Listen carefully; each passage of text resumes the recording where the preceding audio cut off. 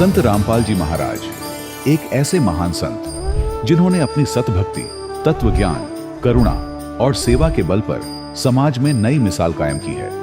संत रामपाल जी महाराज की अगुवाई में उनके सभी सतलोक आश्रमों से समाज कल्याण के अद्भुत कार्यों ने समाज को सुनहरे भविष्य की एक नई उम्मीद दिखाई है। संत रामपाल जी महाराज से नाम दीक्षा लेने के बाद लाखों लोगों की लाइलाज बीमारियां जैसे कैंसर, एड्स आदि ठीक हुई। संत जी के ज्ञान से प्रेरित होकर उनके अनुयायियों ने लाखों यूनिट रक्तदान किया। संत जी ने लाखों बहन बेटियों का दहेज मुक्त विवाह करवाया।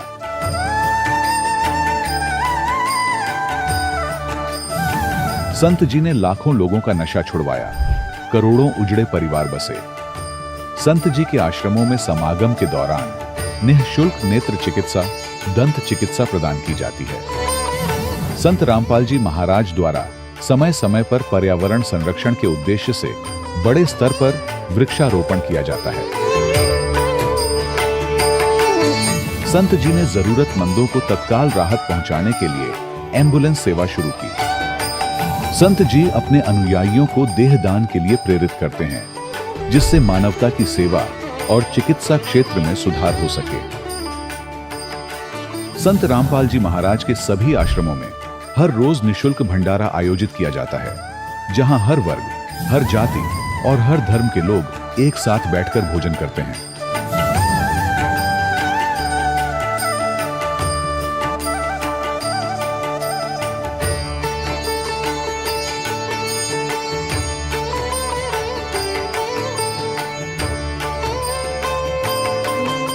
संत रामपाल जी महाराज की अन्नपूर्णा मुहिम ने गरीब और बेसहारा लोगों के जीवन में एक नई ऊर्जा और उम्मीद को जन्म दिया है।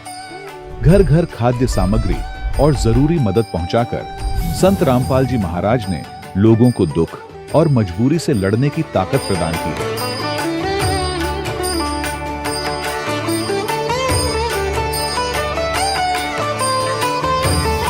संत रामपाल जी महाराज द्वारा गरीब लोगों के लिए घर बनवाने का अद्भुत कार्य एक ऐसी मिसाल कायम कर रहा है जो सदियों सदियों संत जी की उदारता और दया भावना के तौर पर जाना जाएगा।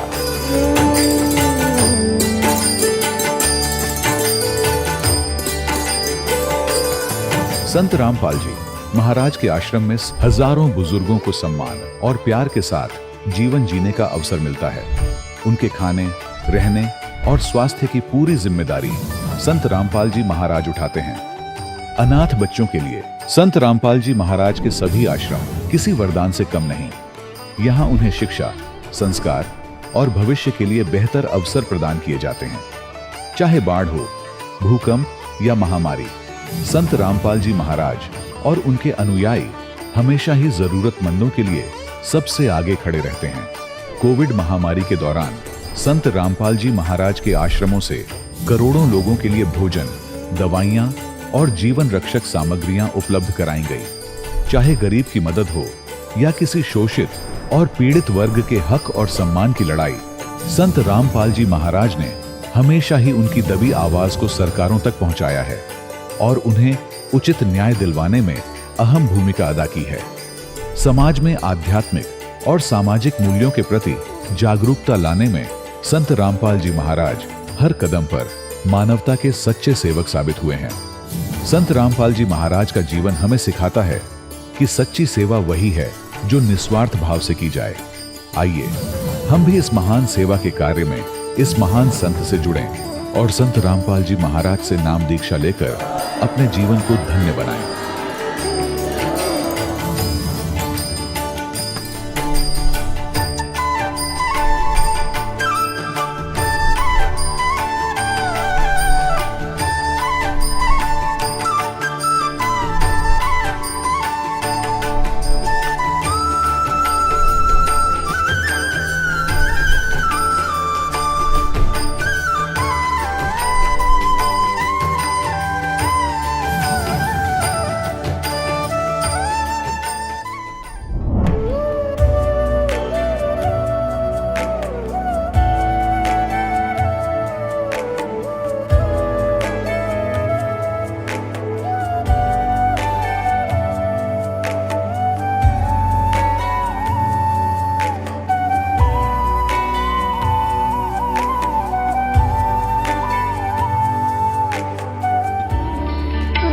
परमात्मा को पाने तथा उसका वास्तविक लाभ प्राप्त करने के लिए पवित्र बाइबल में प्रमाण है कि प्रभु ने मनुष्य को अपना ही स्वरूप बनाया।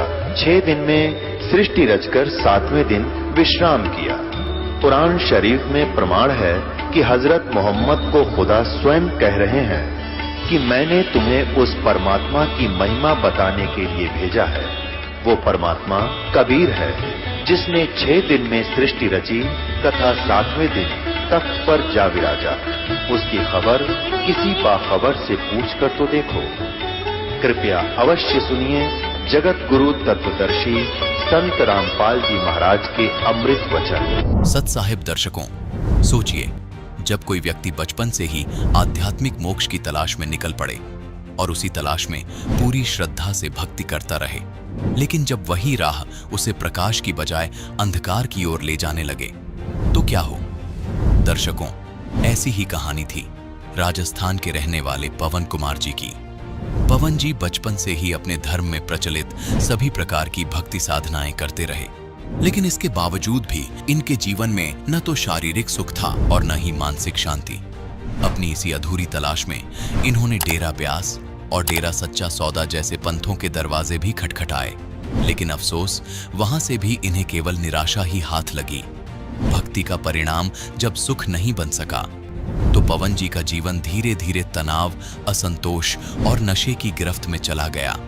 लेकिन दर्शकों, आज पवन जी का कहना है कि जब से मैंने संत रामपाल जी महाराज से नाम दीक्षा ली है, तब से मेरे जीवन की तस्वीर पूरी तरह से बदल गई है। अब मुझे न केवल आत्मिक शांति का अनुभव हुआ है, बल्कि एक दुर्घटना में चमत्कारी रूप से मेरी जान भी बच गई। मुझे नशे से छुटकारा मिला, मानसिक शांति प्राप्त हुई और सबसे बड़ी बात, मुझे वह पूर्ण परमात्मा मिल गया जिसकी तलाश मैं बचपन से कर रहा था। दर्शकों, आखिर लाखों की संख्या में लोग सभी पंथों को छोड़कर संत रामपाल जी महाराज की शरण में क्यों आ रहे हैं? आखिर इसके पीछे की सच्चाई क्या है? आइए सुनते हैं पवन कुमार जी की कहानी, उन्हीं की जुबानी। नमस्कार सर। नमस्कार जी। क्या नाम है सर आपका? जी, मेरा नाम पवन कुमार है, मैं बीकानेर राजस्थान से हूँ। सर, आप संत रामपाल जी महाराज जी से जुड़ने से पहले क्या भक्ति साधनाएं करते थे? जी, मैं जब छोटा था ना, 5 साल का, तब से मुझे याद है भी हमारे परिवार वाले, जैसे मम्मी पापा हैं, दादा दादी, नाना नानी, बुआ फूफा जी, मौसा मौसी जी, जितने भी मतलब नाते रिश्तेदार जितने भी हैं, सारे के सारे डेरा ब्यास और जो राधा स्वामी पंथ है वहाँ से जुड़े हुए हैं। तो वहाँ मैं ब्यास जाया करता था पहले। तो वहाँ पे मतलब 15-15 दिन वहाँ पे सेवा करने जाते थे और पूरा परिवार ही वहाँ, मतलब सारे लोग रिश्तेदार सब उनके साथ लेके जाते थे। तो वहाँ से जुड़े हुए थे पहले। तो उसके बाद मैंने सन 2000 में, यानी कि 25 जनवरी का भंडारा लगता है ये डेरा सच्चा सौदा सिरसा में, संत गुरमीत राम रहीम सिंह वाला। तो वहाँ से मैंने 25 जनवरी 2000 में नाम उपदेश लिया था। सर, आपने बताया कि संत रामपाल जी महाराज जी से जुड़ने से पहले आप अन्य देवी देवताओं की भक्ति करते थे, आप शास्त्रों का अध्ययन भी करते थे। तो इन सब भक्ति साधनाओं के करते करते क्या आपको कोई भी लाभ नहीं हुआ? जी, लाभ तो कुछ नहीं मिला। मेरी दादी जी जो थी, उनके 20 सालों से शुगर थी। तो वो अंत में वहाँ से उनका नाम लिया हुआ था, ये जो वहाँ पहले जो गुरु थे ना, चरण सिंह जी महाराज, ये अब जो गुरु है उनसे पहले। तो 1983-84 में उन्होंने नाम लिया था वहाँ से। लेकिन वो अंत में मैंने देखा है, जब 2005 की बात, वो मतलब तड़प तड़प के मरी हैं। मैंने अपनी आंखों से देखा। तो मुझे कुछ लाभ न के बराबर, मतलब वहाँ कुछ ऐसा खास कुछ नहीं है, परेशानी के अलावा। इतनी भक्ति करी, मैंने देखा रिश्तेदार सारे परेशानी में ही हैं, कोई इतना खास मतलब वो मुझे नहीं लगा ऐसा। सर, संत रामपाल जी महाराज जी से जुड़ने का क्या कारण रहा? वो क्या हुआ कि 2011 सितंबर की बात है। मैं वैसे हनुमानगढ़ के पास टिब्बी है मेरा गांव, तो वहाँ पे मेरा एक दोस्त है। तो वो दोस्त ने, मैं एक बार उनके घर गया। जब भी मैं अपने गांव जाता, वैसे मैं बीकानेर रहता हूँ, तो बीकानेर से जब भी मैं अपने गांव जाता था वहाँ पे, तो मैं मेरे दोस्त के घर जरूर जाता था। मेरे दोस्त है जो, वो सुभाष है उसका नाम, वो और उसके परिवार वाले सारे ही डेरा सच्चा सौदा सिरसा से जुड़े हुए थे। तो मैं भी वहाँ जुड़ा हुआ था, यानी कि 12 साल तक मैं वहाँ गया था। तो हम साथ ही बचपन से साथ ही रहते थे। तो वैसे मैं मिलने गया तो उनके घर पे वो सतगुरु ये मंदिर छोड़ सतगुरु रामपाल जी महाराज जी का वहाँ स्वरूप लगा हुआ था, मतलब फ़ोटो लगा हुआ था। तो मैंने कहा ये किन की फ़ोटो है? तो वो बोला ये मेरे गुरुजी हैं। तो मैंने कहा अपने गुरुजी तो वो सिरसा वाले हैं, गुरमीत राम रहीम सिंह जी। बोला नहीं, मैंने तो अब इनसे नाम उपदेश ले लिया। मैंने कहा कब लिया है? तो बोला अभी साल भर हो गया मेरे को। तो मैंने कहा मेरे को नहीं बताया, मैं तो खुद खोज में हूँ, ऐसी कोई भक्ति मिले मेरे को। तो फिर वहाँ ज्ञान गंगा पुस्तक वहाँ मैंने देखी। तो फिर ज्ञान गंगा पुस्तक पढ़ने के बाद फिर मैंने ये निश्चय किया पक्का कि मैं परमात्मा, पूर्ण परमात्मा ये तो कबीर साहब, इससे पहले मैंने कभी सुना नहीं था। और फिर मैंने इतनी तड़फ हुई मेरे को कि अब तो मुझे जाना ही पड़ेगा यहाँ सतलोक आश्रम। तो मैं इतना रोया करता था रात को। हमारे घर राजा स्वामी व्यास डेरा की इतनी पुस्तकें पढ़ी थी, उसमें गुरु ग्रंथ साहिब का काफ़ी कुछ दिया हुआ है। तो मैं रात को 12 बजे उठ के वो पढ़ा करता था। तो इतनी तड़फ हुई परमात्मा के प्रति। आखिर में फिर 18 फरवरी 2012 को मैंने मंदिर छोड़ सतगुरु रामपाल जी महाराज जी से नाम उपदेश लिया और अपना कल्याण करवाया। संत रामपाल जी महाराज से जुड़ने के बाद आपको क्या क्या लाभ हुए? लाभ की तो कोई गिनती नहीं है अगर गिनाएं तो, लेकिन मैं यही कहूँगा कि मुझे बचपन से ही पूर्ण परमात्मा की खोज थी। और वो खोज सतलोक आश्रम बंदी छोड़ सतगुरु रामपाल जी महाराज जी से नाम उपदेश लेने के बाद ये खोज पूरी हुई है। तो लाभ, एक बार मैं उपदेश लेने के बाद 3 महीने के बाद की बात है, फर्स्ट मंत्र मैंने लिया था उसमें, तो जून की बात है ये। तो जून में एक दिन मेरे को ऐसे मैं मंत्र कर रहा था, जाप कर रहा था परमात्मा का, बंदी छोड़ सतगुरु रामपाल जी महाराज जी ने जो मुझे मंत्र दिया है उसका। तो दोपहर का टाइम था, 1-1:30 बजे का। तो मैं जाप कर रहा था। जाप करते करते मैं क्या देख रहा हूँ कि मैं मार्केट जाना था उस दिन मुझे कोई काम से। तो एक ट्रक आ रहा है बड़ा 14 चक्कर वाला। तो ट्रक आ रहा है तो एक हमारे वहाँ एक प्राइवेट बस स्टैंड है बीकानेर में, गंगानगर रोड पे। तो उसके पास मैं देख रहा हूँ कि वहाँ के जाते ही मैं ऑटो में बैठ के गया घर से, वहाँ से 8 किलोमीटर है वो जो प्राइवेट बस स्टैंड है। वहाँ जाते ही पीछे से ट्रक आ रहा है और वो मुझे मेरा एक्सीडेंट हो गया और मैं ख़त्म हो गया। उसके बाद फिर मैं वही बात हुई, मैं उठा 3 बजे के लगभग, उठ के स्नान किया मैंने, नहा के फिर ऑटो में बैठ के गया। उसी जगह जाते ही वो एक्सीडेंट हो गया। ऑटो में बैठा हूँ और भी सवारियाँ 3-4। उसके बाद में पीछे से वो ट्रेलर आ जाता है और वो टक्कर मार के ट्रेलर आगे निकल जाता है ट्रक, और फिर वो टैक्सी वहाँ घूमने लग जाती है ऐसे। 3 चक्कर लगाए उसने टैक्सी ने और मैं नीचे गिर गया ऐसे। तो मैं भी ऐसे साथ साथ घसीटने लग गया। तो उसके बाद फिर उठा मैं, तो मेरे साथ में और थे, किसी की उंगली कट गई, किसी के कुछ हुआ, किसी के कान लगी। तो परमात्मा बंदी छोड़ सतगुरु रामपाल जी महाराज जी की दया से इस दास के खरोंच भी नहीं आई, थोड़ी बहुत ऐसे जरीट सी लगी थी और कुछ नहीं हुआ। और सबसे बड़ा लाभ तो ये है कि पूर्ण परमात्मा की जो खोज थी वो पूरी हो गई। सर, आप भी किसी प्रकार का नशा करते थे क्या? थोड़ा बहुत नशा करता था, कभी कभार थोड़ा बहुत ऐसे दोस्तों के साथ ही कभी कर लिया, तो उसके लिए मैं ज़्यादा नहीं बताता, क्योंकि ज़्यादा नशा मैंने किया नहीं है, क्योंकि तो फिर आप करते हैं सर? अब कैसे करेंगे, अब पूर्ण परमात्मा ने ज्ञान ही ऐसा दे दिया। नशा तो दूर से देखते ही हम हाथ भी नहीं लगा सकते। कोई बीड़ी पी रहा है तो उसको माचिस भी नहीं दे सकते। नशा कैसे, नशा तो बहुत दूर की बात है। सर, आप आम जन को क्या संदेश देना चाहेंगे? मैं संदेश तो नहीं दे सकता, मैं तो प्रार्थना कर सकता हूँ आम हर जन से, पूरे विश्व से, कि इस समय ये जो प्राइम टाइम है ये परमात्मा पाने का, तो अभी तो परमात्मा की रजा है। अब बंदी छोड़ सतगुरु रामपाल जी महाराज जी के रूप में खुद कबीर परमेश्वर आए हुए हैं और अपना कल्याण करवाइए, इससे फिर बाद में मौका नहीं मिलेगा। और सर, राजस्थान में बहुत सारे धर्मगुरु हैं और जैसा कि हमने सुना है कि राजस्थान में रामदेव जी की बहुत ज्यादा मान्यता है। राजस्थान में इतने सारे धर्मगुरु होने के बावजूद आपने संत रामपाल जी महाराज जी से नाम दीक्षा क्यों ली? देखिए, संत रामपाल जी महाराज जी ने वो ज्ञान, उनके पास वो ज्ञान है जो शास्त्र में प्रमाणित करता है, शास्त्र प्रमाणित है। तो इससे पहले किसी ने आज तक बताया ही नहीं, किसी संत ने नहीं बताया, किसी आम किसी को मालूम ही नहीं होगा, बताएगा कैसे कोई।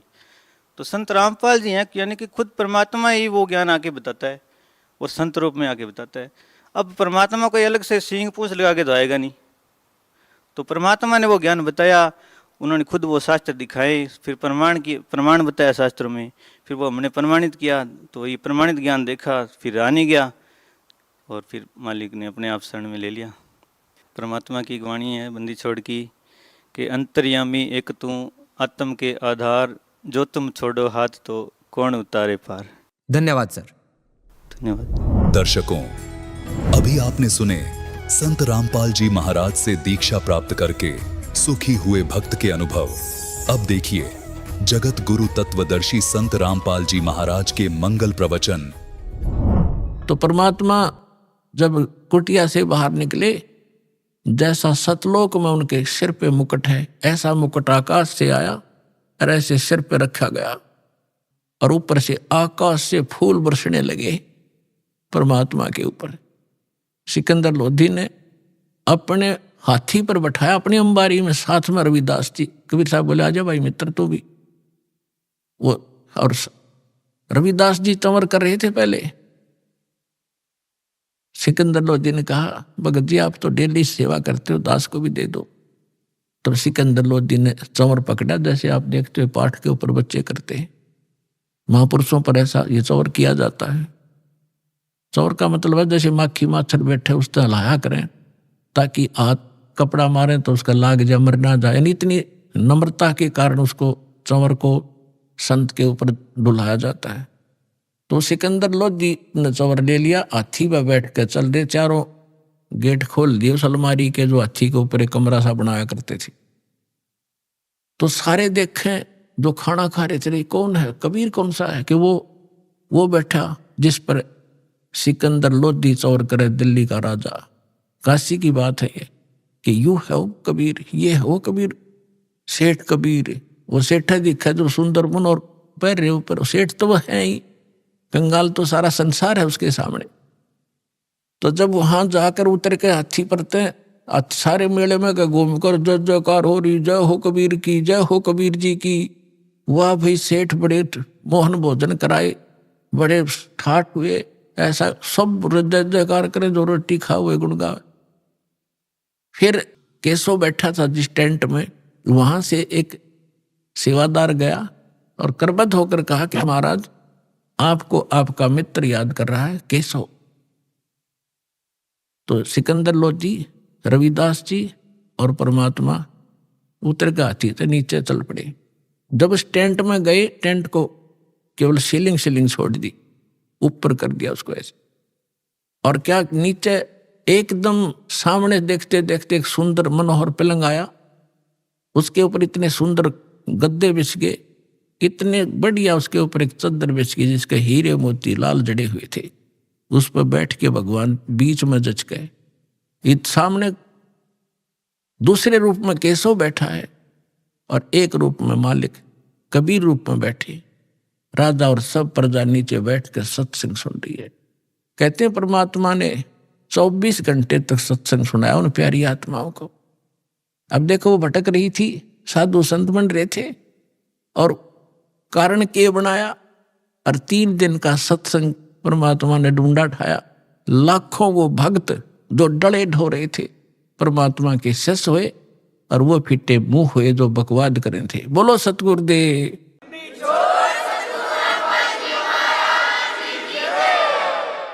ये बहुत लंबी वार्ता है, कभी फिर समय आने पर।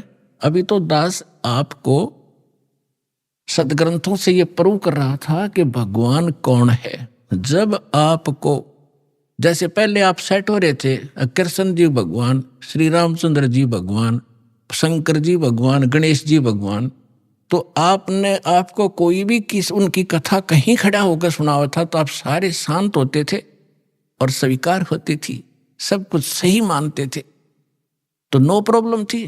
और जब इस दास ने यह यथार्थ कथा शुरू की तो कितना विरोध हुआ। कहता दास जान या मेरे साथ उस समय से संघर्ष करते हुए आपके भाई बहन चल रहे हैं, या वो जानते हैं आप तक हम कैसे ही संदेश को पहुंचा पाए। जेल तक जाना पड़ा, 36 मुकदमे झूठे कर रखे हमारे ऊपर, लेकिन मालिक साथ है, एक दिन सब फिट्टे मुंह हो जाएंगे और सच्चाई ऊपर आओगी।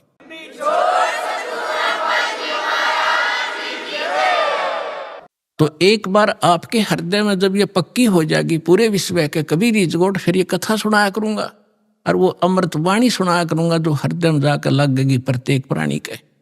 अभी इतना समय नहीं मिलता क्योंकि इसमें बहुत प्रकार के पॉइंट भी बताने पड़ते हैं, फाउल पॉइंट भी बताने पड़ते हैं, और पहली कक्षा का बालक भी पहले दिन आता उस वाला भी सत्संग साथ सुनाना पड़ता है।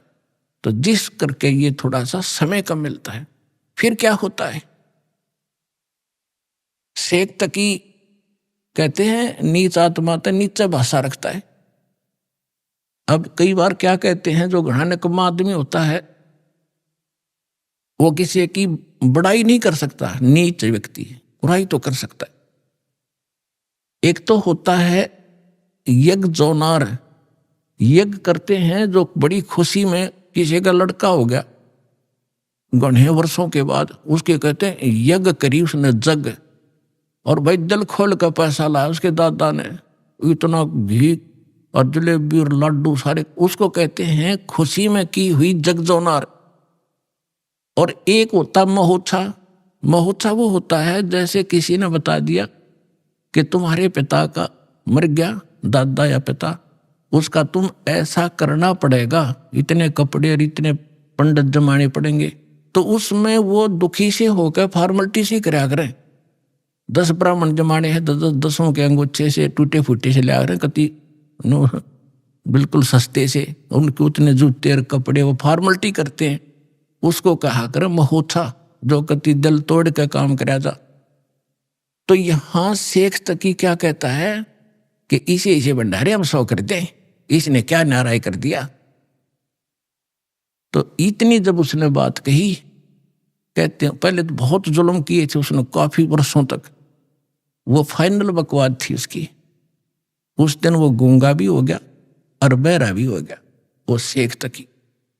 तो यहां गरीबदास जी कहते हैं कोई कहे जगजोनार करी और कोई कहे महोत्सा, और बड़े बड़ाई करा करें गाड़ी का डोछा। तो उस समय परमात्मा ने कहा कि भाई ठीक है केशव, धन्यवाद आपका, आपने मेरी इज्जत रखी।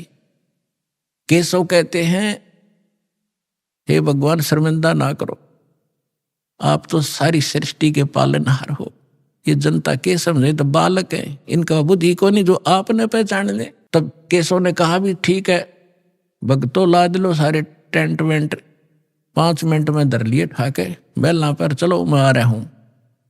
जब वापस गंगा से निकलने लगी, वह गंगा फिर इतना ही पानी हो गया 1.5 फुट, और सारे बैल और बंजारे जब निकल गए जो वहां से आए हुए थे, 9 लाख बैल और इतने बंजारे सतलोक के भगतारे थे अंश।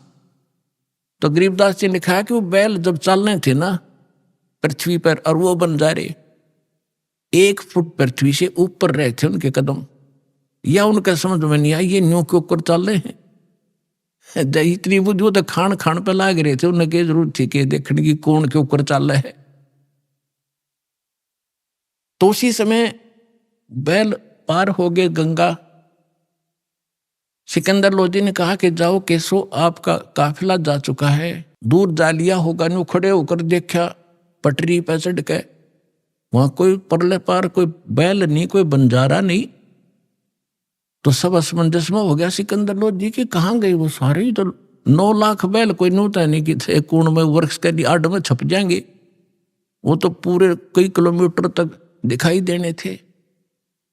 इतना सोच ही रहा था तो कबीर साहब कहने लगे चले गए जहां से आए थे। उधर से वो केशव उनके सामने दूसरा रूप परमात्मा के अंदर समा गया, एक कबीर साहब रह गए। बोलो सतगुरुदेव।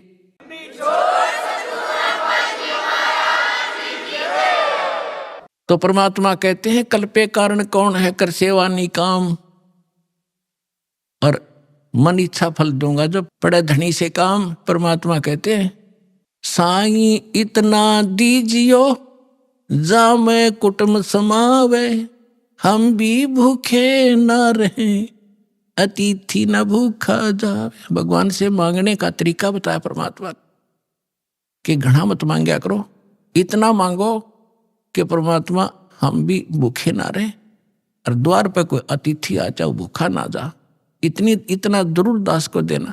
तो ये परमात्मा ने उदाहरण दिया है कि तुम मेरे की तरह नो विश्वास करो उस मालिक पे। और तू कर सेवा निकाम, निष्काम भाव से पूजा कर और दान धर्म करता रहे। जब कभी कोई आपत्ति आवेगी, जब देखना मेरे हाथा बदल लूंगा अपने बच्चे को, सारा संसार देखता रह जाए।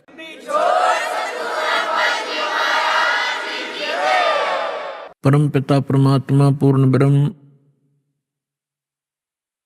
सर्व सृष्टि रचनहार कुल के मालिक परमेश्वर कबीर देव जी की असीम रजा से आप सभी पुण्यात्माएं सत्संग सुनने के लिए उपस्थित हुए हैं। प्रथम तो मानव शरीर महापुरुषों ने, सदग्रंथों ने बताया है कि बहुत ही दुर्लभ है, और मनुष्य जीवन प्राप्त करके सत्संग मिलना उससे भी दुर्लभ है। और सत्संग सतगुरु ही किया करते हैं, सतगुरु के बिना सत्संग नहीं होता। सतगुरु का अर्थ है सच्चा गुरु, जो यथार्थ भक्ति मार्ग जानते हो, यथार्थ ज्ञान से वो परिचित हों, जो सदग्रंथों में प्रमाणित है। तो सतगुरु की प्राप्ति सबसे दुर्लभ है।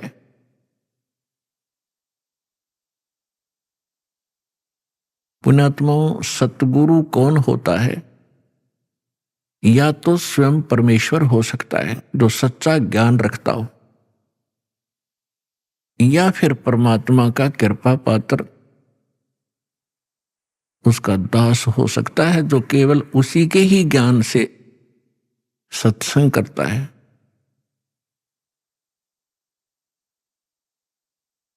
तो पुण्यात्माओं, सतगुरु की महिमा बताई है परमेश्वर ने स्वयं ही। कहते हैं सिद्ध तारे पिंड आपना, साधु तारे खंडे, उसको सतगुरु जानियो, जो तारे देवे ब्रह्मंडे। के सिद्ध साधक अपना ही कल्याण कर सकता है। परमात्मा से परिचित जो संत हुए हैं, वो कुछ एक डिवीजन को, खंड को, जैसे एक ब्लॉक होता है, उसको ही लाभ दे सकते हैं, और सतगुरु उसको जानना जो तार देव ब्रह्मांड पूरे विश्व का कल्याण करते।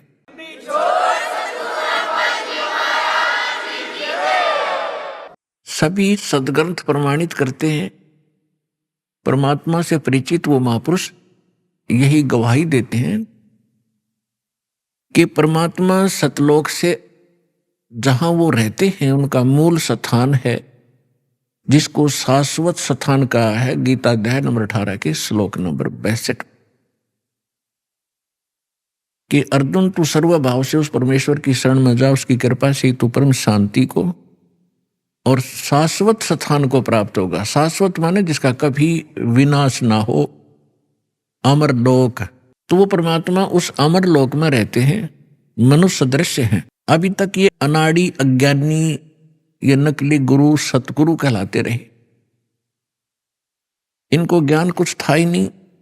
ये सतलोक के अंदर प्रकाश ही प्रकाश बताते हैं, और आत्मा का कल्याण ये बताते हैं कि उसमें जाकर जैसे बूंद समुद्र में मिल जाती है, ऐसे ये आत्मा उस प्रकाश में विलीन हो जाती है। ये है लोकवेद अज्ञानी झूठे सतगुरु, नकली सतगुरु जो बने हुए हैं, इनका ज्ञान। और कुछ एक चतुरता दिखाते हैं, जिसको कहते हैं little knowledge is the dangerous thing, नीम हकीम खतराए जान। एक ये रांजड़ी के अंदर, एक जम्मू के अंदर है, मधु परमहंस कहलाता है, कक्का पता नहीं।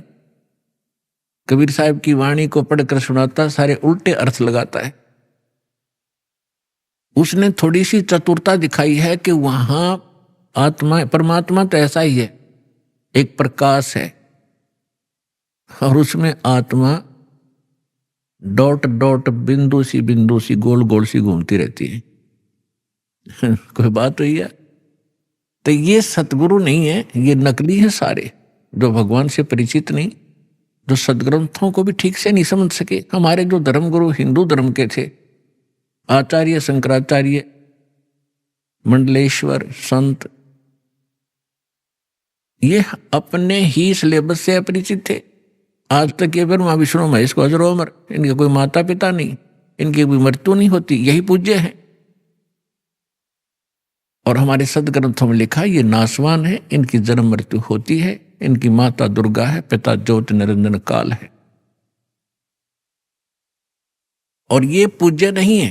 तीन देव की जो करते भक्ति, उनकी कदे ना होवे मुक्ति। ये है सच्चा ज्ञान, ये है शास्त्र प्रमाणित ज्ञान। और परमात्मा के मुख कमल से भी यही ज्ञान उच्चारित हुआ था 600 वर्ष पहले।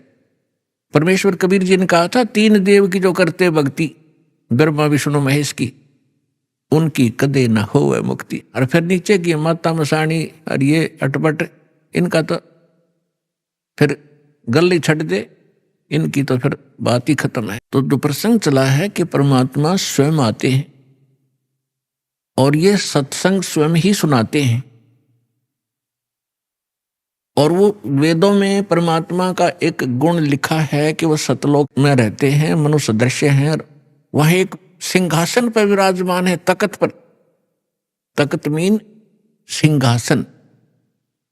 जैसे हम इतिहास में पढ़ा करते थे, दिल्ली के तकत पर अकबर 12 वर्ष की आयु में ही तकत पर विराजमान हो गए थे। तकत माने सिंहासन, यानी राजगद्दी।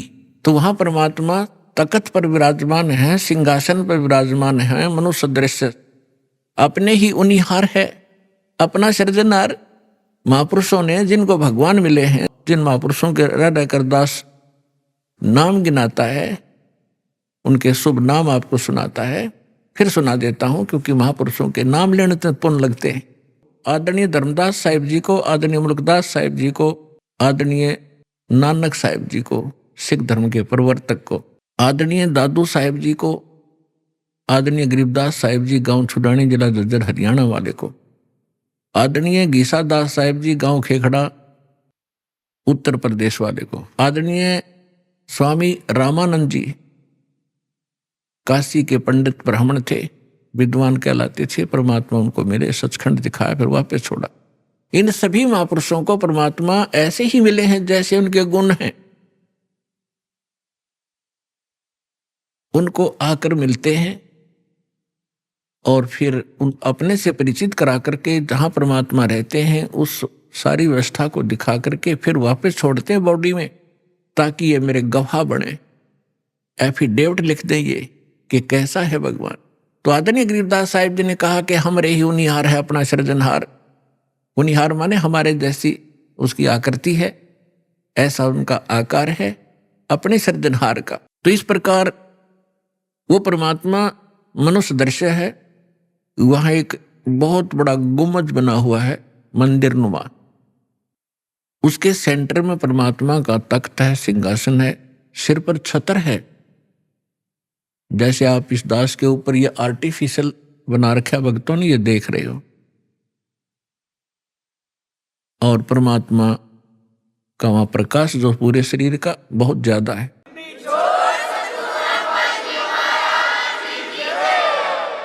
उस परमात्मा के एक रोम माने बाल, एक रोम कहो या रोमकूप कहो, क्योंकि शरीर से ही, उनकी बॉडी से ही प्रकाश निकल रहा है, झलक रहा है, उसी से उसके रोम यानी बाल प्रकाशित हो रहे हैं। करोड़ सूर्य मिला दे, करोड़ चंद्रमा, तो भी एक रोम यानी बाल का प्रकाश ज्यादा होगा। तो इतना तेज है उस परमेश्वर का। वहां पृथ्वी है सतलोक, जैसे धरती आप देख रहे हो ये ऐसी, वो केवल व्हाइट कलर की है, जैसे आप बालू रेत देखते हैं। तो वहां वो पृथ्वी का कैसा रंग है और उस पर वर्षा हो जाती है, वो सेट हो जाता है तो भी कलर वैसा ही रहता है। तो ऐसा उस सतलोक का भी प्रकाश है, वो भी स्वप्रकाशित है। जैसे हीरा प्रकाशित होता है, हीरे में अपने आप चमक होती है, मोती में चमक होता है, इस प्रकार वो पृथ्वी है। वहां सदाबहार वृक्ष हैं, सदाबहार ये सभी काजू किशमिश मेवे सेब संतरे सभी फल फ्रूट वहां सदाबहार रहते हैं, वहां कभी अकाल नहीं होता। तो वो ये तो है वहां की सतलोक की डेफिनेशन। और परमात्मा कैसे हैं ये आपको दास बता ही रहा है कि मनुष्य दृश्य है और वहां सृष्टि है ऐसी ही।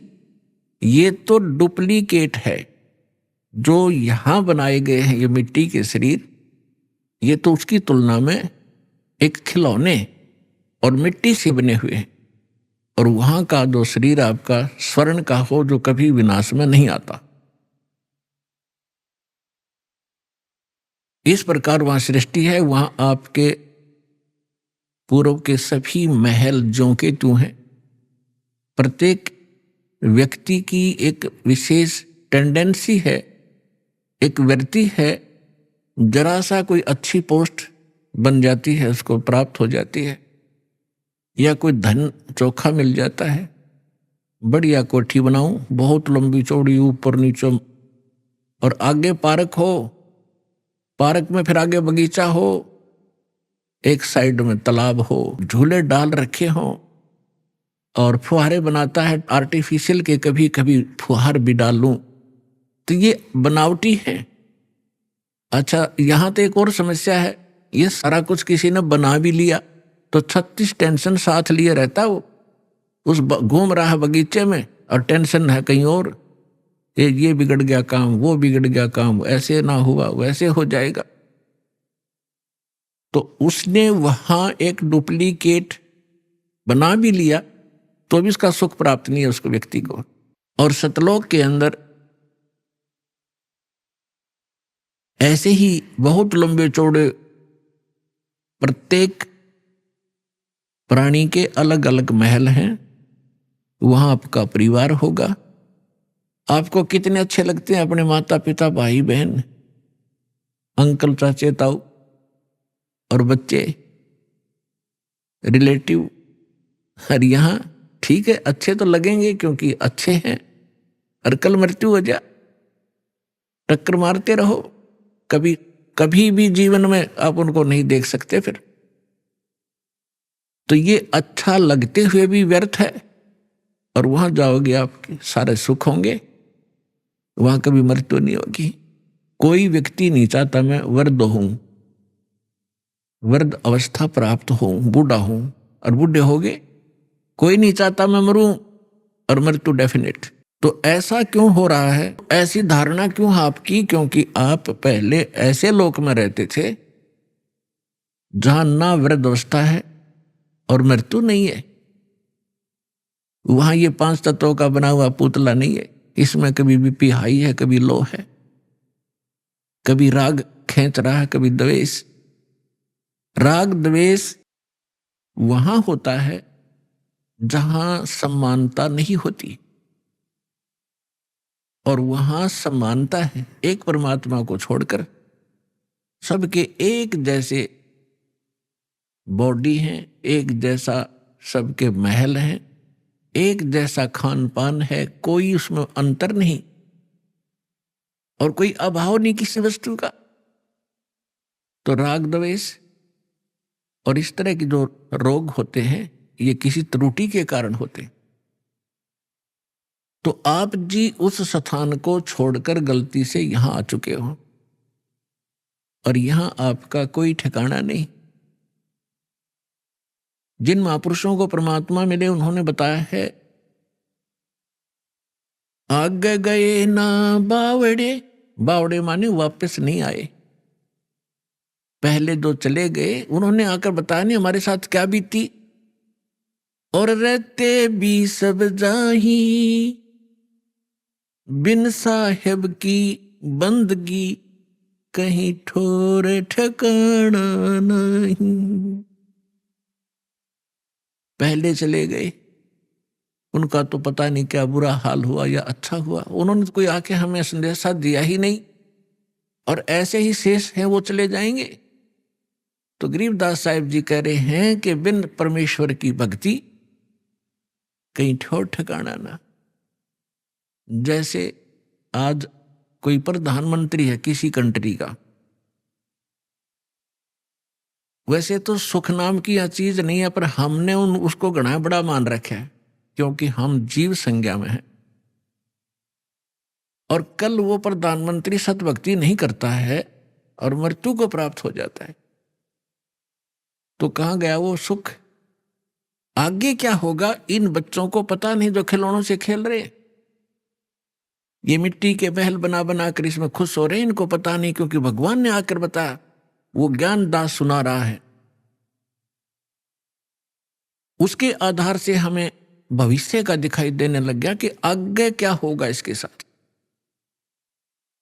उसके विषय में परमात्मा ने बताया है कि कबीर हरि के नाम बिन ये राजा रसब हो, रसब माने खच्चर,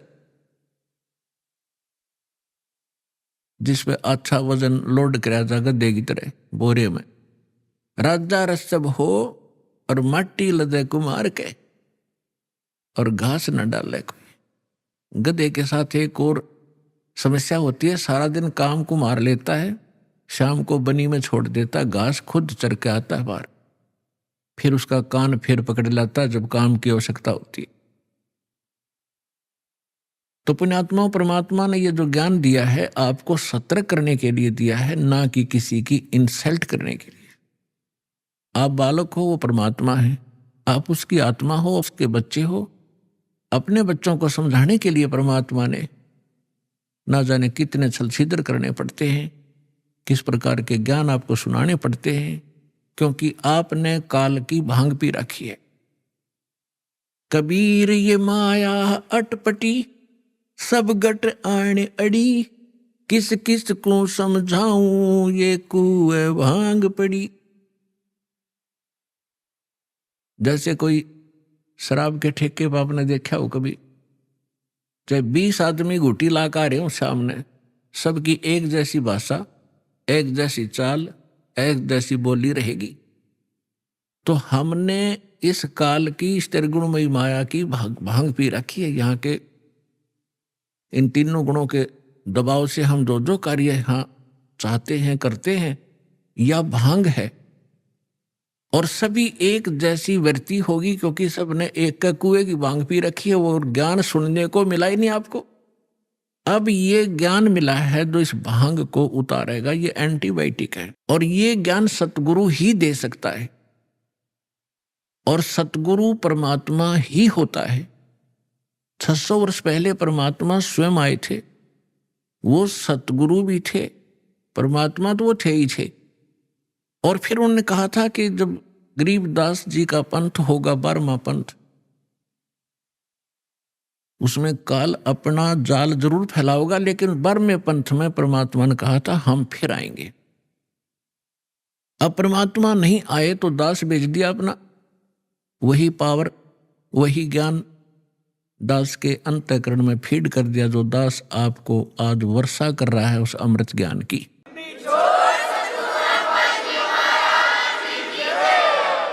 तो इस विश्व में वर्तमान में इस दास के अतिरिक्त कोई सतगुरु नहीं है, और सतलोक आश्रम के अतिरिक्त कहीं सत्संग नहीं है। ये चाहे अनजान व्यक्ति प्रथम बार सुने, ये सोचे रामपाल अभिमान करे, रामपाल को अभिमान तो आसपास नहीं है, लेकिन ये सच्चा ज्ञान जरूर है, और यह सत्य है जो दास एक एक शब्द बोल रहा है। अभी आपने सुने संत रामपाल जी महाराज के मंगल प्रवचन। आइए अब सुनते हैं संत रामपाल जी महाराज से नाम दीक्षा लेकर सतभक्ति करके अद्भुत लाभ प्राप्त करने वाले अनुयायी के विचार। नमस्कार दर्शकों, आज हम आपको एक ऐसी सच्ची घटना से रूबरू करवाने जा रहे हैं जो आपके मन में कई सवाल उठा सकती है और आपको सोचने पर मजबूर कर देगी। इस भौतिकवादी युग में जहां लोग धन, शोहरत और ऐशो आराम के पीछे भाग रहे हैं, वहीं एक युवक अंधकार में भटक रहा था। हम बात कर रहे हैं सोलन, हिमाचल प्रदेश के खेमचंद जी की, जो देवी देवताओं की पूजा से कोसों दूर थे, परंतु गुरु ग्रंथ साहिब के पवित्र पाठ में रुचि रखते थे। इनकी आर्थिक स्थिति डगमगा रही थी, जीवन संघर्षों से घिरा हुआ था और हर दिशा में निराशा छाई हुई थी। फिर एक दिन कुछ ऐसा हुआ जिसने इनकी पूरी सोच को झकझोर दिया और जीवन की दिशा ही बदल दी। इन्हें प्राप्त हुई जगत के तारणहार संत रामपाल जी महाराज की शरण, जिसने खेमचंद जी को वह सत्य की राह दिखाई जिसे वो अब तक अनदेखा कर रहे थे। एक ऐसी दीक्षा जो सिर्फ आस्था नहीं बल्कि सही साधना का मार्ग बताती है। संत जी के द्वारा प्राप्त भक्ति साधना से खेमचंद जी का जीवन अब पूरी तरह बदल चुका है। दर्शकों, अब आइए खेमचंद जी से सुनते हैं कि कैसे संत रामपाल जी महाराज के मार्गदर्शन में इनका जीवन रहस्यों से भरी यात्रा से होते हुए शांति और सुख की ओर अग्रसर हुआ। सर नमस्कार। नमस्कार सर। सर क्या नाम है आपका? मेरा नाम सर खेमचंद है। खेमचंद जी कहाँ से आए हैं आप? मैं सर गांव बड़ोआ और डाकखाना इक्खू और तहसील बद्दी, डिस्ट्रिक्ट सोलन से, हिमाचल प्रदेश से आया हूँ जी। संत रामपाल जी महाराज जी से नाम दीक्षा कब ली आपने? सर मैंने संत रामपाल जी महाराज से नाम दीक्षा 2016 में ली थी। संत रामपाल जी महाराज जी से नाम दीक्षा लेने से पहले आप क्या भक्ति साधना करते थे? सर भक्ति साधना तो मैं अभी वैसे कुछ नहीं करता था। मैं थोड़ा नास्तिक टाइप होता था पहले, और मैं थोड़ा गुरु ग्रंथ साहिब जी के बारे में, जैसे गुरु नानक देव जी हमारे, उनको थोड़ा मैं मानता हुआ था, आदर्श की दृष्टि से देखता था, और उनको ही मैं थोड़ा गुरबानियाँ वगैरह जैसे वही मैं सुनता था ज़्यादा। एक नास्तिक होते हुए संत रामपाल जी महाराज जी से कैसे जुड़े आप? तो एक हमारे गांव से एक भाई है हमारे, वो भी जुड़े हुए हैं संत रामपाल जी महाराज से, और तो मैंने उनसे कहा कि यार ऐसे ही मैं चला गया उनकी दुकान पे, थोड़ा उनसे भाईबंदी के रिलेशन थे हमारे। तो मैंने उनसे पूछा कि उनके उधर पोस्टर लगा हुआ था काफ़ी बड़ा गुरुजी का, तो मतलब कि मैं वैसे गुरुजी को वैसे जानता तो नहीं था, लेकिन मैंने सुना हुआ था कि ऐसे कोई संत रामपाल जी महाराज उनका हुआ था। तो जब मेरी शादी हुई थी, तो मेरे शादी में फ़ोटोग्राफी का काम करते हो भगत जी, तो वो मेरे शादी में मतलब वीडियो बनाने का काम करते थे, वो वीडियो बनाने के लिए आए हुए थे। तो उन्होंने शुरू में जैसे गुरुजी की ऐड डाल लिखी थी, उसमें जो एक आता है मतलब कि कबीर साहिब की वाणी है, गुरु गोविंद दो खड़े काके लागू पाए, वो वाणी थी, और उसमें मतलब कि संत रामपाल जी का मतलब कि शुरू में फ़ोटो डाल रखी थी। तो मैं सोच रहा था कि ये कौन है, मतलब कि ये तो मैं कहा वो होगा कोई भाई उनका गुरु होगा कोई, या पता नहीं कौन होगा, क्योंकि वो तो लगते नहीं गुरु संत रामपाल जी महाराज तो गुरु लगते नहीं, जैसे हम तो मानते थे कि जो जिनकी दाढ़ी लंबी हो या जटा रखी हो वो गुरु होते हैं। तो मैंने उनके वहाँ देख ली वो फ़ोटो की, मैं कहा भाई ये कौन है? और ये बोलो वो हमारे गुरु जी है। मैं कहा कौन गुरु जी है भाई? बोलता है संत रामपाल जी महाराज। बोलते हैं भाई ज्ञान है, ऐसा है वैसा है, भक्ति बहुत अच्छी बताते हैं। मैं क्या वो तो है भाई, वो तो पता नहीं होता होना। मैं क्या अब जैसे और बताते थे, मैं तो गुरुवाणी पे ही उन पे ही रहता था। और फिर बाद में उन्होंने बोला कि आप भी इस ज्ञान को समझो, आप भी हमारे भाई है एक किस्म से, तो हम तो भी यही बताते सबको। मैं कहा उसमें होता था ऐसे ऐड आती थी भी, ब्रह्मा विष्णु के माता पिता कौन है और मलशेरा वाली दुर्गा का पति कौन है। तो मेरे में भी मतलब जैसे शुरू से ही मैं थोड़ा ज्ञान भी रखता था, मतलब जैसे थोड़ा बहुत गीता भी पढ़ी हुई थी, गुरु ग्रंथ साहिब भी पढ़ा हुआ था, तो मैं ज्ञान सुनने का बड़ा इच्छुक होता था। मैं जहाँ भी मेरे को ज्ञान मिलता था मैं वहाँ दौड़ा चला जाता था। लेकिन आप तो बोल रहे थे कि आप नास्तिक टाइप के थे। नास्तिक ऐसा था सर, मैं भक्ति किसी की नहीं करता था, एक मन से जैसे गुरु नानक देव जी को मैं आदर की दृष्टि से रखता था, और जैसे कहीं ज्ञान मिल गया, क्योंकि जैसे सारे मैं बता, मतलब आप पूजा पाठ नहीं करते थे, किसी की भक्ति नहीं करते थे? नहीं सर, पूजा पाठ मैं किसी की नहीं करता, क्योंकि जैसे बोलते थे कि जैसे हमारे जो कर्म है वही हमें मिलेगा। तो मैं कहा जब हमारे कर्म में दुख है तो दुख ही मिलेंगे, तो हम भक्ति क्यों करें। तो मैं बता रहा था आपको कि मैं फिर उनके भक्त जी के पास गया, तो भक्त जी ने बोला कि एक ज्ञान आप पढ़ो किताब। मैंने सोचा चल मेरे को इतना तो पता लग जाएगा, नाम तो चल नहीं लूँगा मैं, पर इतना पता लग जाएगा कि ब्रह्मा विष्णु के माता पिता कौन है, शेरा वाली दुर्गा का पति कौन है। मैं कहा ये तो किसी ने बताया नहीं, आज दिन सुनने में नहीं आया, चल मेरी नॉलेज ही हो जाएगी और मैं नाम तो क्यों लूँ। क्योंकि मैं सर सबसे ज़्यादा तो मैं आपको बताऊँ कि मैं मांस बहुत ज़्यादा खाता था। नशा तो वैसे ही मैं ऐसे करता नहीं था, लेकिन मांस खाने का मैं इतना आदी था कि मैं मांस मतलब डेली का खाता था, मैं डेली का। और जैसे ही मैं घर में गया, एक दो पन्ने पढ़े, मैं कहा यार ज्ञान तो अच्छा है। फिर मैंने सत्संग भी सुनी रात को, जैसे बताया उन्होंने कि सत्संग आती है। तो जैसे ही मैंने सत्संग लगाई तो उस दिन संत रामपाल जी महाराज गीता के ज्ञान सुना रहे थे, और उसमें बता रहे थे कि जैसे गीता अध्याय 15 श्लोक नंबर 1 से 4 तक बता रहे थे कि ऊर्ध्वमूलम् अधःशाखम्, मतलब कि ऊपर को जड़ वाला, नीचे को मतलब पीपल का वृक्ष है, वैसे बता रहे थे। तो मैं थोड़ा बहुत गीता कभी पढ़ी हुई थी, तो मेरे को एकदम से हो गया, नहीं भैया यार तो ज्ञान तो बिल्कुल सही बता रहे हैं, और ये भी है। और उसमें बताया कि जो इसके बारे में जानता है वो वेदों को जानने वाला है। मैं कहा ये भी सही है। फिर जैसे अध्याय 18 श्लोक नंबर 62 में कहा है कि उस मतलब कि और दूसरा परमात्मा है कोई, तो मैं कहा परमात्मा तो कोई और बताया। तो काफ़ी मतलब कि मेरे को समझा है कि नहीं, ज्ञान बहुत अच्छा ज्ञान है और सही बता रहे हैं। फिर जब दूसरे दिन मैंने सत्संग सुनी तो वही गुरु नानक देव जी के बारे में बता रहे थे, और मैं गुरु नानक देव जी के बारे में पहले भी जानता था और काफ़ी सुनता था उनकी वाणी। तो जब वहाँ पता लगा कि गुरु नानक देव जी ने भी यही भक्ति की हुई है और कबीर ही परमात्मा है और धरती पे आए हुए इस टाइम, तो मैं हैरान हो गया एकदम से। मेरे जैसे पैरों के तले से ज़मीन भी खिसक गई। तो मैं एकदम से हैरान रह गया, भी वाकई में ये ज्ञान सही है। मैंने उनको बोला कि भाई मैंने नाम लेना है और ये संत पूरे हैं। तो उन्होंने सोचा, देखा देखी में आगे उन्हें, इनको इतना ज्ञान नहीं है। उन्होंने बोला भाई तू अभी ज्ञान सुन ले। मैं कहा भाई मैंने समझ गया हूँ, और मैं जितना मैंने समझना था, क्योंकि गुरु नानक देव जी को मैं मानता था, और चाहे भक्ति जो मर्जी कुछ नहीं करता था, लेकिन मैं उनको मानता था। उनकी जो वाणी थी वो बहुत अच्छी लगती थी मेरे को सुनने में। तो उनके बारे में पता लगा कि ये इसी भक्ति को करके पार हुए हैं और हमारे को भी यही भक्ति करके पार होना है। तो हम उस भक्ति को मिल गई हमारे को, तो हम उसके बाद जाने के लिए बहुत उत्सुक हो गए, भी हम जाएंगे। तो लगे भाई अभी सुन लो ज्ञान। तो मेरे को ये होगा कि पता नहीं मैं सुबह मेरे को होगी या नहीं होगी। तो मेरे को इतना डर हो गया कि मतलब कि अगर मैं मर गया सुबह को, क्योंकि यहाँ तो 1 मिनट का भरोसा नहीं, कब बंदा क्या हो जाए यहाँ तो मैं बोला कि मेरे को जाना है जैसे मर्जी। तो वो बोले भी चलते हैं, 1 मिनट आप सुनो। तो मैं 10-12 दिन मैंने बड़ी मुश्किल से निकाले कि मैं जाऊँगा। परमात्मा से ही रहा कि मैं 10-12 दिन तक जैसे रोज़ सोचता कि मैं जाऊँगा। वहाँ पे सत्संग में गए हम, जहाँ सत्संग थी, और वहाँ मैंने नाम दीक्षा ली। सर, एक नास्तिक होते हुए आप पहले बिल्कुल नास्तिक थे, किसी प्रकार की भक्ति आप नहीं करते थे, किसी देवी देवता पे आप विश्वास नहीं रखते थे, भगवान को आप नहीं मानते थे, और उसके बाद एक ऐसे संत को अपना गुरु बनाना, आज भगवान के रूप में उसको देखना, ये अपने आप में हैरान करने वाली बात है। सर हैरान करने वाली बात तो ऐसा है कि हमने कुछ पहले जैसे जो चीज़ हमने पढ़ी थी गीता में, वो हमें कहीं देखने को नहीं मिलती थी, और ना ही हमारे को कहीं कोई बताता था कि ये है वो है। और अपने ही सब गाते थे भी, मतलब कि कोई बोलता परमात्मा निराकार है, कोई कुछ बोलता था, कोई कुछ बोलता, वो हमको जचती नहीं थी बात। और रही बात देवी देवता की, जब वो उनको भक्ति करने से ही हमारे को दुख दे रहे थे, वो तो फिर हम उनकी भक्ति कैसे करते। लेकिन सर सवाल ये है कि यदि देवी देवता ही दुख दे रहे थे, तो अब संत रामपाल जी महाराज जी देवी देवताओं की ही भक्ति आप लोगों को बताते हैं, अब कैसे लाभ दे रहे हैं? ऐसा है कि सही तरीके से अगर परमात्मा की भक्ति करें, परमात्मा बोलते हैं कि अगर कर्म में कष्ट है और दुख है तो मैं उस दुख को बदल दूंगा। तो वैसे पहले परमात्मा ने क्यों नहीं बदले सर? सर पहले यूं नहीं बदले कि हम भक्ति सही नहीं कर रहे थे, जो देवी देवताओं की भक्ति कर रहे थे वो सही नहीं कर रहे थे। तो क्या अभी जो लाखों करोड़ों लोग हैं, इतने बड़े बड़े संत बैठे हैं, जिनकी लाखों की तादाद में शिष्य भी हैं, क्या वो सभी गलत भक्ति कर रहे हैं? सर बिल्कुल गलत भक्ति कर रहे हैं, क्योंकि जैसे पहले तो सर अनपढ़ होते थे, का ना कोई पढ़ा लिखा समाज नहीं होता था। सिर्फ नहीं, अभी तो सभी पढ़े लिखे हैं, जो ज्ञान दे रहे हैं वो भी पढ़े लिखे हैं, जो उनके शिष्य बने बैठे हैं वो भी पढ़े लिखे हैं।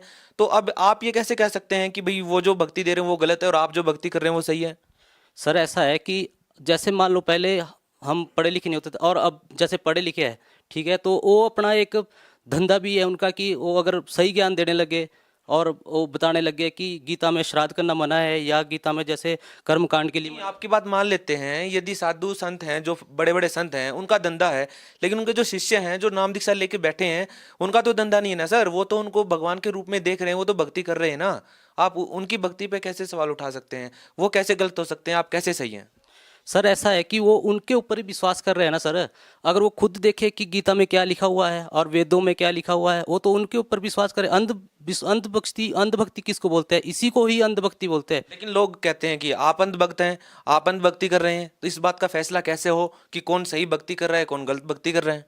सर आपने बिल्कुल सही प्रश्न किया। जैसे वो बताते हैं कि श्राद्ध करो और व्रत करो, तीर्थ गंगा में नहा के आओ। जब आदमी जैसे हमारे मरते हैं तो गंगा में नहा के आओ, और व्रत करो, एकादशी का व्रत करो, मतलब कि ऐसी साधना बताते हैं जो कि गीता में बिल्कुल मना की हुई है कि व्रत नहीं करना चाहिए, और ये वही करते हैं। देखिए, आप कह रहे हैं कि पाप कर्म कट सकते हैं, जबकि हमने तो अभी तक ऐसा ही सुना है कि पाप कर्म नहीं कट सकते हैं, क्योंकि जिसने जैसा कर्म किया है वो तो भुगतना ही पड़ेगा। हमने तो आज तक यही सुना था, लेकिन आप कह रहे हैं पाप कर्म कट सकते हैं। हम आपसे पूछना चाहेंगे कि आपको क्या लगता है कि आपके पाप कर्म कटे, आपको कोई भक्ति करने से कोई राहत मिली? हाँ जी सर, आपने बिल्कुल सही क्या नाम क्वेश्चन पूछा कि सतभक्ति करने से क्या लाभ होते हैं और सतभक्ति करने से क्या परिणाम निकलते हैं। जैसे मैं अपने बारे में भी बताना चाहता हूँ कि मैं पहले बहुत ज़्यादा मांस खाता था, और मतलब कि जैसे मैं जब नाम दीक्षा लेने का भी सोचा था तो मैं सोच रहा था कि मैं मांस नहीं छोड़ सकता। तो मैंने जो भक्त जी जिन्होंने मेरे को बताया था कि मैंने उनको बोला कि भाई मैं मांस खाना नहीं छोड़ सकता और मैं नाम लूँगा पक्का। तो उन्होंने बोला कि आप संत रामपाल जी महाराज से अपने मन में अर्ज लगाओ कि मैं आपकी शरण में आना चाहता हूँ और मेरे से ये जो मैं गलत चीज़ है ये छूटनी चाहिए, मेरे से मांस जो छूटना चाहिए, ये गलत चीज़ें हैं ये छूटनी चाहिए। तो मैंने वैसे ही मन ही मन में अपने परमात्मा को, संत रामपाल जी महाराज को लगाया कि मतलब मैं इस चीज़ को छोड़ना चाहता हूँ और मेरे से ये छूटनी चाहिए। तो वैसे ही हुआ कि मैं जब नाम दीक्षा लेने के लिए जब जा रहा था तो उसके एक दिन पहले तो मेरा बिल्कुल इस चीज़ से मन हट गया था। मैंने बिल्कुल इसको आज तक नहीं छुआ और ना मैं छू सका सर। और लाभ मेरे को ये मिले कि जैसे मैं नाम दीक्षा लेके जब घर आया तो सारे घर वाले भी मेरे विरुद्ध हो गए। वो लग गए बोलने कि आप काम नहीं करते, कहीं जाते नहीं, ये नहीं करते, वो नहीं करते। तो मैं भी थोड़ा उदास हो गया कि वाकई में मैं काम तो कुछ करता ही नहीं, मैं बेला रहता हूँ घर में। तो मैंने मन ही मन में परमात्मा से अर्ज लगाई अपने गुरुजी संत रामपाल जी से, महाराज की परमात्मा मुझे कोई 2 रोटी का रोज़गार दीजिए। संत रामपाल जी महाराज की दया से मुझे बहुत अच्छा रोज़गार मिल गया और मैं गाड़ी ली हुई अभी और उसको चला रहा हूँ। और क्या लाभ मिले सर? संत रामपाल जी महाराज से नाम दीक्षा लेने से पहले मैं 1-1 रुपए के लिए तरसता था और आज संत रामपाल जी महाराज की इतनी दया हुई है कि मुझे बहुत मतलब कि लाभ हुए कि मेरे पास ना तो पैसे की कमी है, ना ही और किसी चीज़ की कमी है। और मैं एक बार अभी थोड़े दिन पहले की बात है कि मैं क्या नाम हिसार के लिए जा रहा था गाड़ी लेके, तो रास्ते में मेरा एक्सीडेंट हो गया। और जिस गाड़ी के साथ मेरा एक्सीडेंट हुआ वो आगे से आ रहा था, वो सोया हुआ था, उसको गाड़ी चलाते चलाते ही नींद आ गई थी। और जैसे ही मैंने साइड में लगा दी गाड़ी, वो तब भी मेरी गाड़ी के ऊपर गिर गया के, और वो 20 फुट दूर गिरा जाके, और मेरे वहीं के वहीं रह गया। मेरी गाड़ी को हिली भी नहीं। संत रामपाल जी महाराज की, हमारे गुरुजी की इतनी दया हो गई कि हमारे को कुछ भी नहीं हुआ। और उस गाड़ी का इतना नुकसान हो गया कि 40-50 हज़ार रुपये का उसका काम होना था। और जैसे ही मैं गाड़ी कुछ करके अपना वहाँ जाके फिर वापस घर लाया तो मैंने मिस्त्री को दिखाया, तो वो भी हैरान हो गया कि तेरी गाड़ी बची कैसे। तो इतना हमारे को लाभ हुआ, संत रामपाल जी महाराज की इतनी दया हुई कि हम उस टाइम बच गए। सर एक लाभ और बताना चाहता हूँ मैं कि मैं जब वही गाड़ी लेने के लिए गया था तो मेरे पास पैसों की मतलब कमी थी और वहाँ 25,000 रुपये देने थे मेरे को जब गाड़ी लानी थी।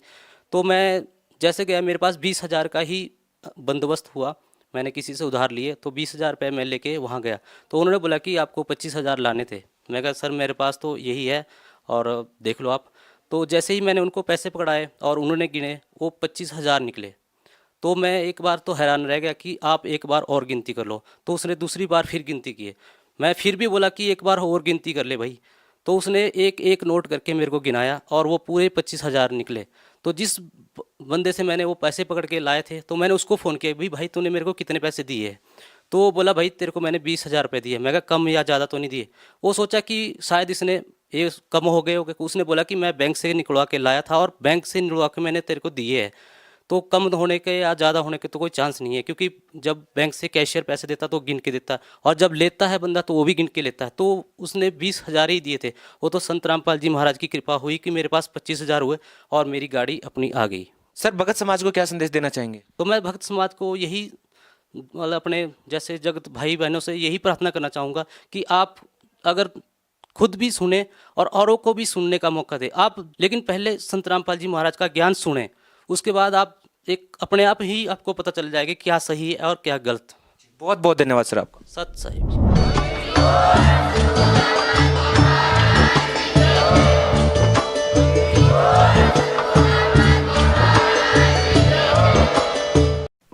आप सुन रहे थे जगत गुरु तत्वदर्शी संत रामपाल जी महाराज के मंगल प्रवचन। अधिक जानकारी के लिए संपर्क करें।